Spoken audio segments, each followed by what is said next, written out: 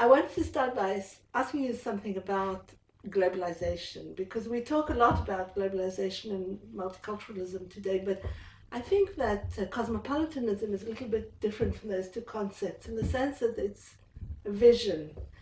Some would say a utopian vision of world citizenship, world peace, and human rights. But so, how do you see cosmopolitanism in the world today, with all its apparently endemic, terrible conflicts and intractable? Well, I do think that I understand cosmopolitanism as an ideal, as a utopia. Mm. And what I would say is that I think it's also very closely related to globalization. What I mean by that is that until we can begin to talk about the independencies across the globe in a kind of planetary way, in which more or less everybody is sort of, is in the stream of history and connected with one another. Utopianism, cosmopolitanism is a very, very limited concept because it means really the capacity to move around within a very limited circle. Okay, but once the planet is one, then there is the possibility of global citizenship, of universalism becomes potentially possible. Right. But the form which globalization has taken, which this interconnectedness has taken, is of course exactly the opposite. It connects disjunctive histories, the very early and the very late, the too late, the too early, the developed and the developing and the underdeveloped, the colonized and the colonial, the pre-colonized and the post-colonial. So whereas we speak as if there is one space and one globe, and therefore potentially one citizenship and a kind of universal human morality, the reality is precisely the reverse. Not that the interdependencies don't constitute something new. I think they constitute a profoundly new historical moment. They constitute the moment when such a universal vision is actually practically potentially possible. Right. But the reality is exactly the opposite. The interconnectedness has been made, as a structure of power, as a structure of global power, and therefore of conflict, and therefore the differences are overriding the interconnectedness. So I see globalization as opening these two quite different possibilities. The possibility of a world driven either into warring differences, which is one of the possibilities, or driven into an overriding sameness and homogenization under the aegis of one of those things claiming the whole of civilization. So, cosmopolitanism raises for me this double perspective. I mean, what you're saying about inequalities is also linked to the fact that we live in a world of massive transnational movements of refugees and economic migrants from one place to another. And the next question I was going to ask you has to do with diasporas, because diasporas have always been seen as diasporas as the archetypal boundary crossing strangers. In that sense, they are thought to epitomize cosmopolitanism.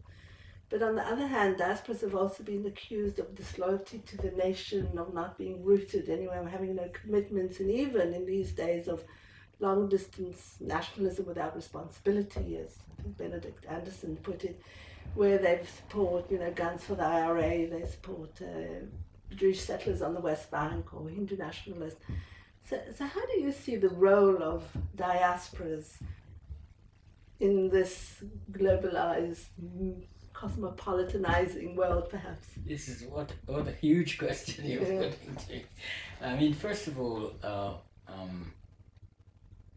before you get to diasporas, I would say that given the conflicting picture of globalization that I just talked about, I would see the enormous tide of transnational movements for various reasons, driven by civil war and ethnic cleansing and famine and ecological disaster and search for economic benefits, whatever is this tide of peoples and movements across the world. I call this globalization from below. I think it is linked with the systems of inequalities and power that we talked about before. Yes. And I think there are, just to put it quickly, that there are two ways of life associated with this. There's therefore a cosmopolitanism of the above, global entrepreneurs who, can't tell which airport they're in because they all look the same, and who have a house on the Mediterranean, you know what I mean. There is a kind of global cosmopolitanism there. And then people, driven across or being obliged to uproot themselves and go across borders and live in camps and climb on the bottom of trains and airplanes and so on. Both of them are forms of globalization. But does cosmopolitanism have to be an elite thing? Can you have working class No, I'm not saying that. I'm saying that other thing enforces the cosmopolitanism of the below, because these people have to become cosmopolitan. They have to learn to live in two cultures and learn another language and make a life in another place. They have the same cosmopolitan skills as the entrepreneur requires in order to understand markets in different parts of the world. They have to understand markets too, illegal markets, black market, whatever it is. But they are in translation, they're living in translation every day of their lives. So there is the cosmopolitan, that's what I call vernacular cosmopolitanism. Right.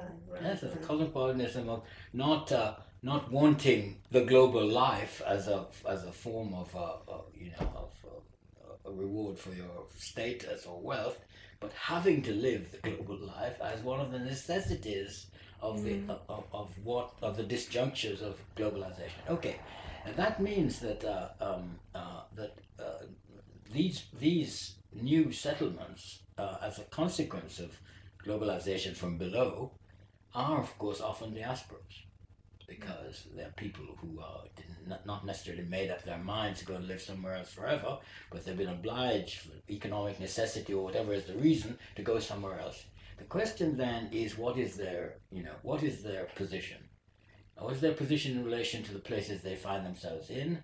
What is their relation to the places that they came from? And what sense do they make of that? Which is another way of speaking of identity. I mean, I've written about that. This is the identity question I'm interested in. Yes? How do you make sense of yourself and of your life if this movement between places, cultures, religions, languages, civilizations, histories, times is your lived reality? What can you say this is? How can you say this is me, and what on earth do you mean?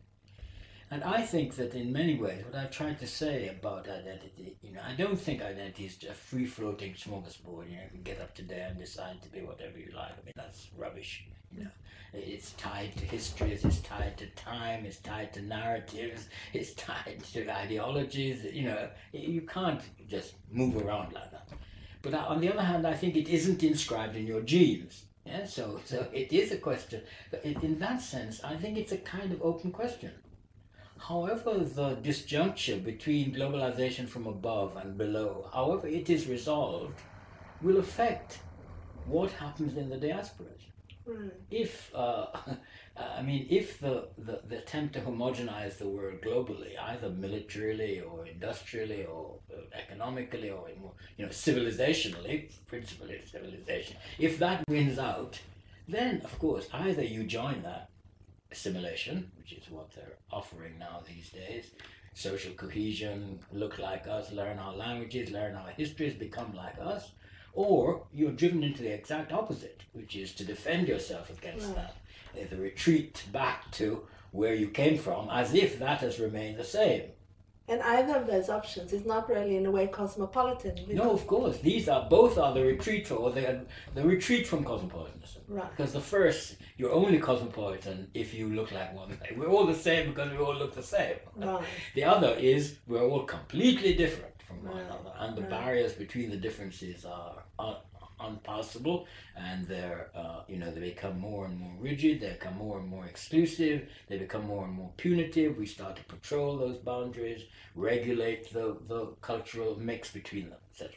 So that has people who sometimes quote me on identity forget that I've always talked about the possibility, if we don't move towards the more open horizon cosmopolitanism from below, we will find ourselves driven either to modernization from above or to the barrier of all against, the war of all against all. And you've in a way set a kind of aspiration for all of us in your work, in reaching out and recognizing both difference and the battle for equality as simultaneous struggles. Yes.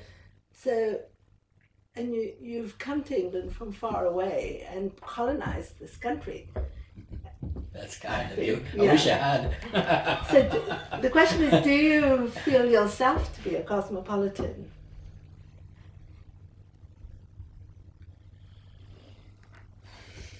You know, you hear me hesitate every time I use the word. You know why? Because a certain view of cosmopolitanism was built into the Enlightenment. Right. You know, it's Kant's, famous phrase, "What is enlightenment?" And Kant is the architect of a certain version of cosmopolitanism. Right. And I resist that kind of cosmopolitanism, not because there weren't enlarging elements in it. Of course there were universalizing elements in it. But as we know very well, it is a very version of cosmopolitanism which became harnessed back to the West. To the Western. We were the enlightened ones, and we were going to enlighten everybody else. This is the paradox at the heart of the Enlightenment.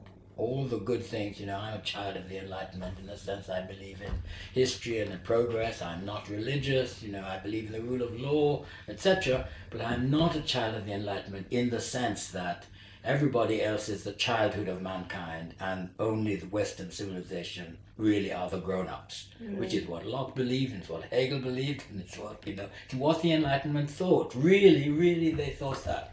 And people who want to defend the Enlightenment, and I think in these days I feel myself recruited to their side, but I have to remind them they never understood difference. They never understood, they had a Western conception of reason. They never understood the underbelly, the supporting ideological underpinnings of this particular notion of cosmopolitanism. So if you were going to ask me if I'm a cosmopolitan, I'm not a cosmopolitanism in that sense. Right. Okay, but I am in the sense that I have never found myself in the position of being tied into the notion of the nation and nationhood as the ultimate end of the political process. Right. I know the tremendous value that the idea of nationhood played in the moment of decolonization.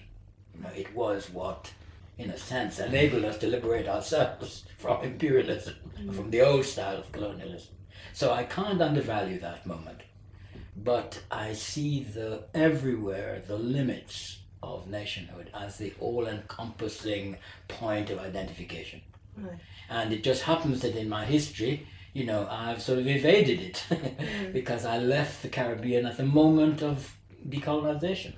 So I'm not a part of, in some sense I regret, of course, every diaspora has its regrets, because although you can never go back to the past, you do have a sense of loss.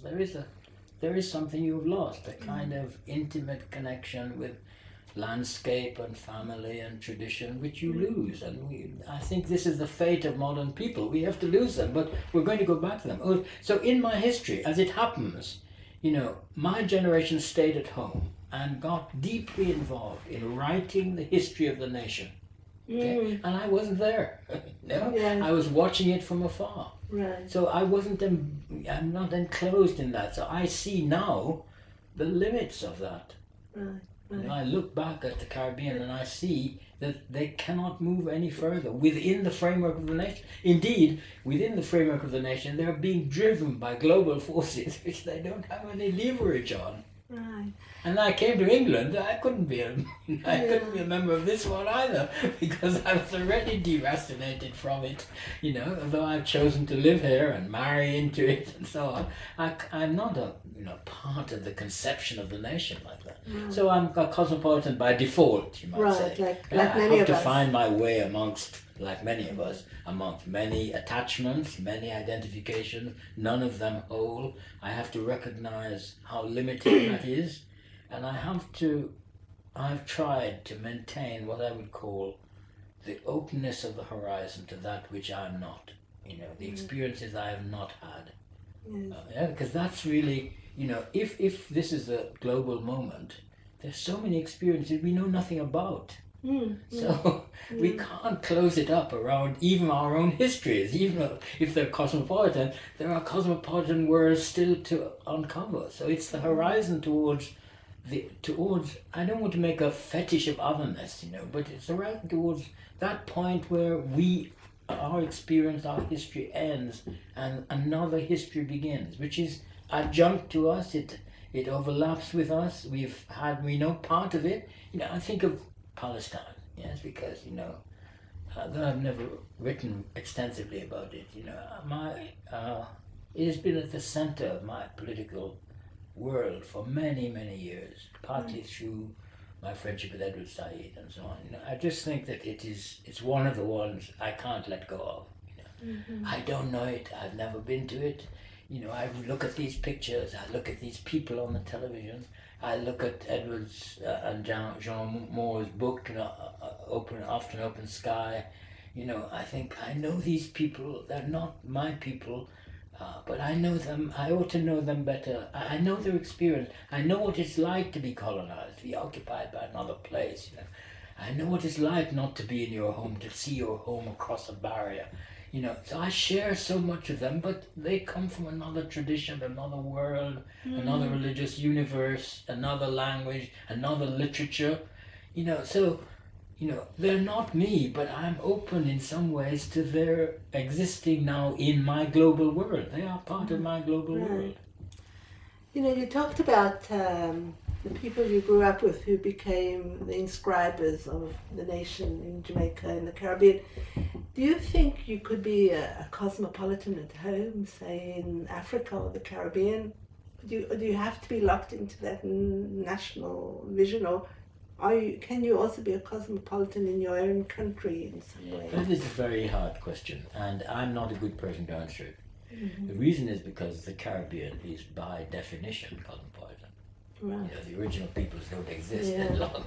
So everybody who was there came from somewhere else. The British, the Spanish, the Dutch, the Portuguese, the Indians, the Pakistanis, the Africans, everybody comes from somewhere else.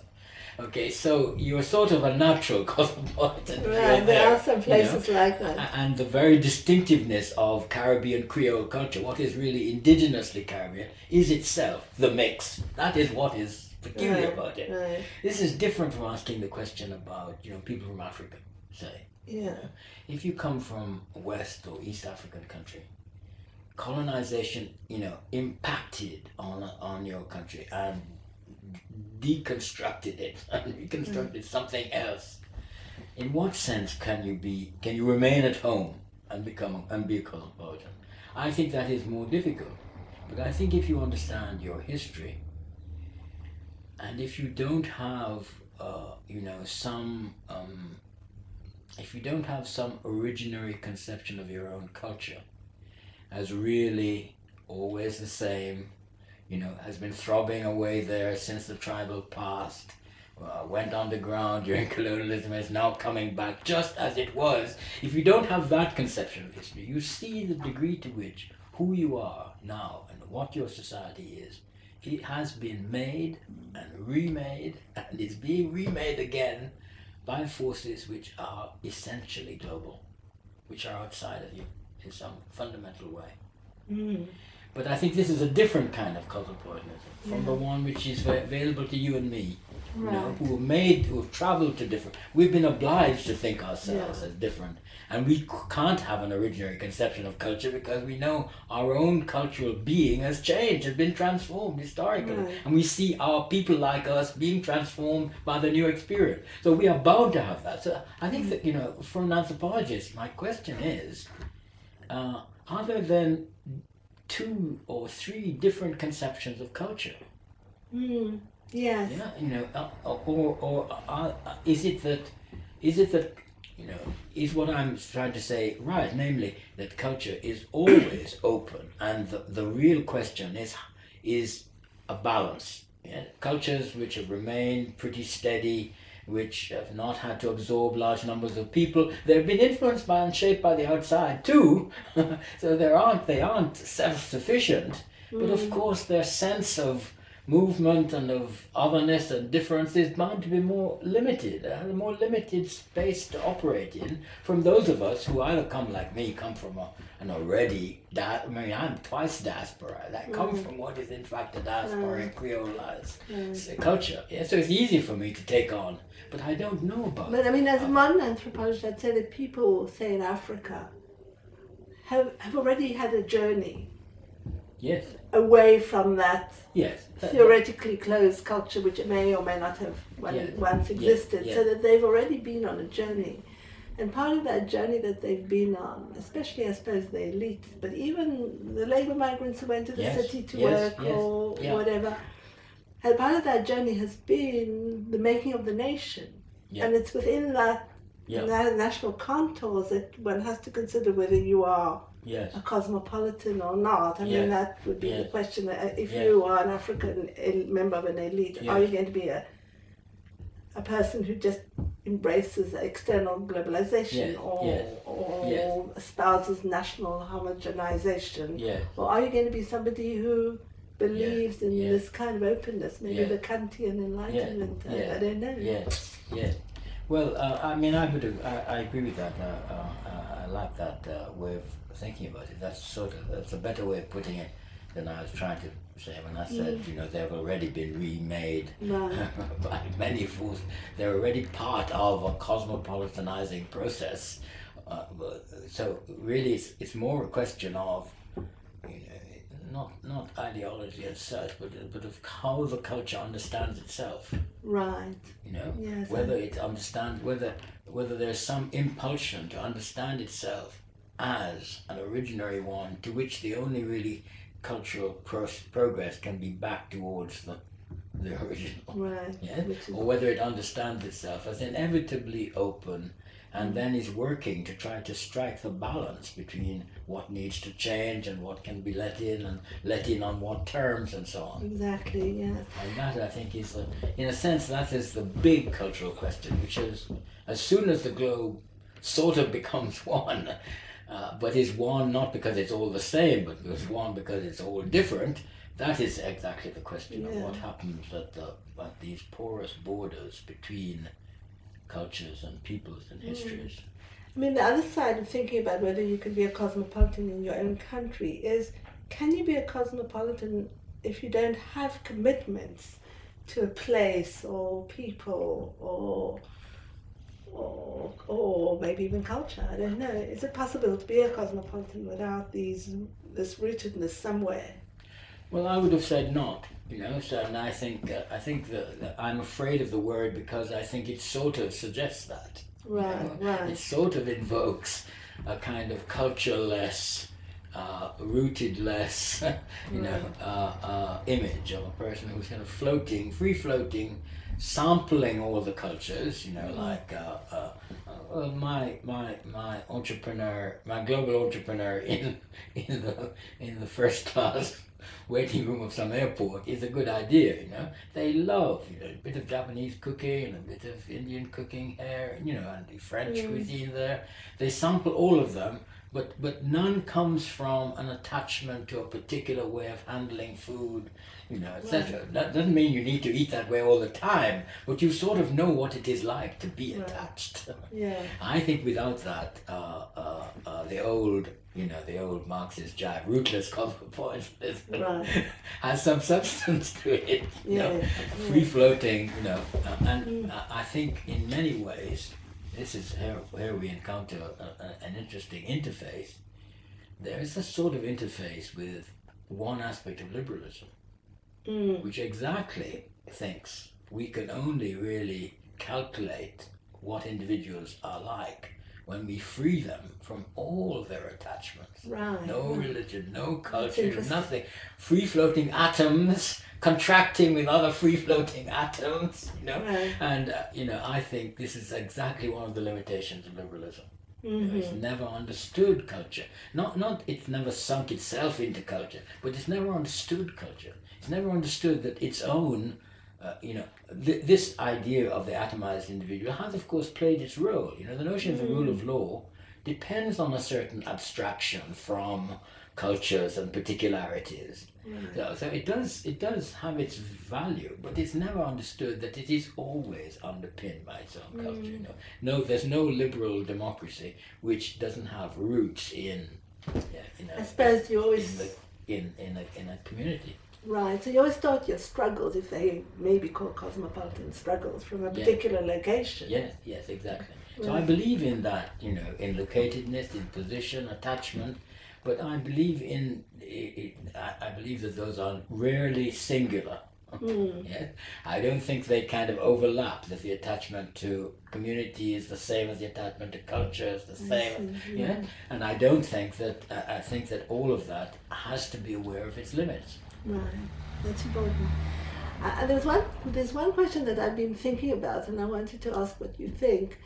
I mean, there's a tendency to see cosmopolitans as individual travelers who move around and, as you say, in a way, have familiarity with different cultures or different tastes. But maybe cosmopolitanism is really a collective phenomenon. It's a coming together of people from many different places, potentially, to create something new, maybe even a new culture. So I wondered how you would respond to that question. Is the cosmopolitan really an individual, or is it something that's created by a sort of bunch of individuals, like the people in your... No, I mean, I think of it as more of a collective phenomenon. When I'm interested in certain parts of the world, probably in an earlier period, really the cosmopolitanism of trade. A lot of those places are in the Middle East. Because such a confluence of Europe and the East and so on, and the South. And places like that, I think, are extremely interesting, in which the cultures don't merge into creating something entirely new. But it's known as a place in which many cultures and many friendships and marriages across cultural lines are, So it's known as a place where there are many cultures going on. Very often it's not driven by by the harsh disciplines of a labor market, of people without work searching for work. So really markets, but of a more local kind, if you understand what I mean. Not the market as a capitalist abstraction, but markets and trade. Trade as people follow the roots of trade. And I think these are really interesting places to think about. And people who are attached to them, they don't often last a long time, but people who are attached to them, Amitav Ghosh has written about it, people talk about Beirut and Lebanon at one time as a place like that. They talk about the Eastern Mediterranean like that, and North Africa, places where, and they have often been places where these differences are tolerated. They're not places of race riots and of ethnic cleansing and of religious conversion. People had different religions, so they had their attachments, to ways of life, they had their distinct family traditions and so on, but they were not evangelizing.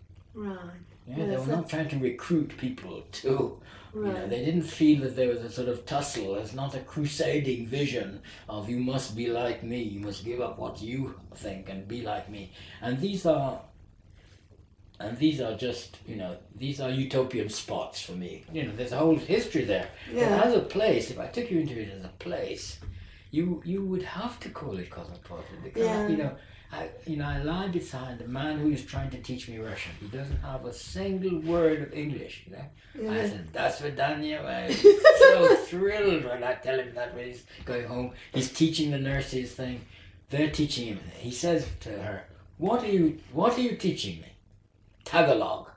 Of course, languages, what they speak in the Philippines. So I think of this man who's trying desperately to learn English, meanwhile holding on, as an Azerbaijani to Russian, which he speaks to the Polish woman who is cleaning the ward, and trying to teach this Filipino nurse who is teaching him Tagalog. Well, this is a pretty, Yeah. So maybe there polyglot place. cosmopolitan sites, like little islands, in the middle of this country that we live in. I think of them often as sites rather than, it's hard to think of them with a polity and a structure like that, but as social sites, kind of places happening. which have historically come together. I think there are many. And one of them is British hospitals in one the of them is 21st century. Yes. Right. I mean, I have one final question to you, which is a kind of serious question, I think, but it's one that there isn't a clear answer to at the moment, which is, do you think we should impose cosmopolitan values on other peoples or places? Should we sort of impose human rights or democracy? Can we impose them? I mean, it seems a very difficult question to me. Very difficult question. Very difficult question. I think first of all, I don't know that I would use cosmopolitanism in that way interchangeably with democracy and human rights. I know that they belong to a kind of common frame, but I think democracy is being imposed, almost as part of a new imperial or near-imperial system. The more it's hollowed out in so-called democracies, the more everybody else is required to have it. Right. And people, in Iraq or Afghanistan, who will take a long time to develop a democratic culture which can underpin, liberal democratic institutions. They're required to have it, overnight, because the Americans need to leave behind a stable state and get out, for political. Do you understand what I mean? So, yes. I don't know what that is, what that is really. This is not to say that, I don't think that I wouldn't like to see more and more societies moving towards genuine democracy, but it's because of a moral and political commitment, commitment to people not being ruled by oligarchies, by elites, by tiny numbers of people. I think we could do with a lot of democracy in this country, and a lot of other people could do with democracies there. I think there's a genuine problem in the Middle East about the autocratic nature of the governments which have held people down for, in different ways in different countries there. So, they need a good dose of democracy. Whether they need it at the muzzle of an AK-44 or a Bush whatever, I don't know, I don't think. But that isn't to say that do you see what I mean? It's a difficult question to argue. I don't think we can march around the world and make people cosmopolitan. On the other hand, the more people can begin to hope and aspire in a cosmopolitan way, the less we will be driven to ethnically cleanse people who are not like us, to murder people who won't convert to us, people who won't subscribe to the Western way of life, etc. Yeah, there are countries where sort of almost miraculously democracy returned, like in Spain, for example, in Poland, in South Africa. Yes, partly because of Mandela, and de Klerk. So it is possible. Yes, of course it's possible. For it to happen, and people. But South Africa, in that sense, although I know it has many problems to resolve, was extremely lucky that nobody decided to impose anti-apartheid from outside. Right. That they managed to do it for themselves and managed to do it in a way which didn't, disable others from joining in once they'd seen the light or coming to terms with it and so on. Truly democratic. That's the product of a truly democratic conception of the future. And I'm sorry to say it sounds very individualistic to say Mandela and de Klerk managed it, but unless you're leading in that direction, things will take the opposite direction, because they seem to me to be driving you towards embattling the differences or requiring homogenization, rather than an openness, a critical openness to others, as a facilitating the discourse of critical openness to others, which doesn't mean saying, everything that other people do is right. I mean, it means saying where you think, in this sense, I'm a child of the Enlightenment.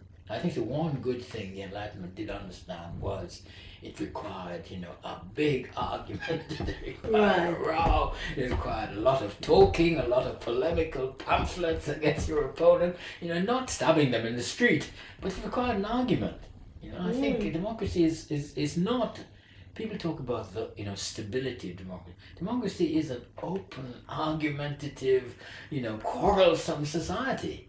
It's quarrels that created, the enfranchisement of women, or that gave the majority of people the vote. It's struggles that democratized old aristocratic and industrial capitalist societies, etc. So it's not an easy passage.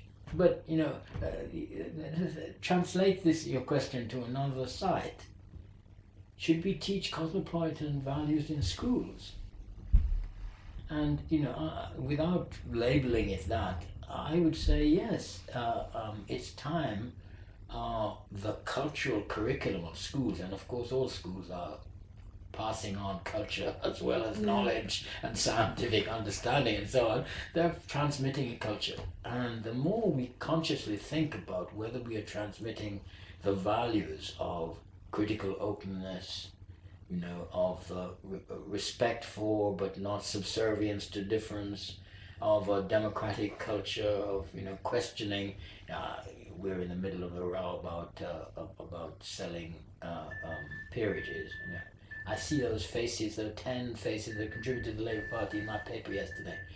Will anybody ask the question, why should I be governed by these people?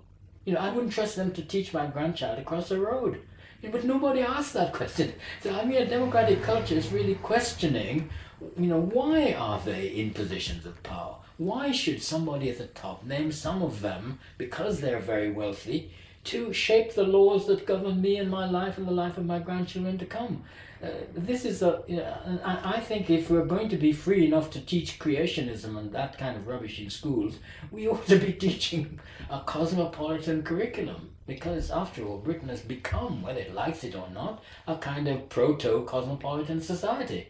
Whether we're going to get rid of multiculturalism as a term or not, we are in effect a kind of mixed up multicultural society. Not a multicultural society, although we could become one, in which the different groups patrol the differences and the boundaries between them, but a kind of mixture of cultures and histories and languages and traditions and cuisines and ways of life. That's what Britain now is, for good or not. And to have a curriculum which doesn't teach the underpinning values, a positive view of that kind of cosmopolitan mixed, is to sell the past. We will, fall back into ethnic particularism.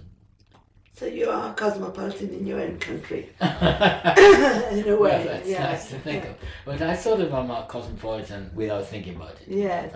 Well, Stuart Hall, thank you very, very much for sharing.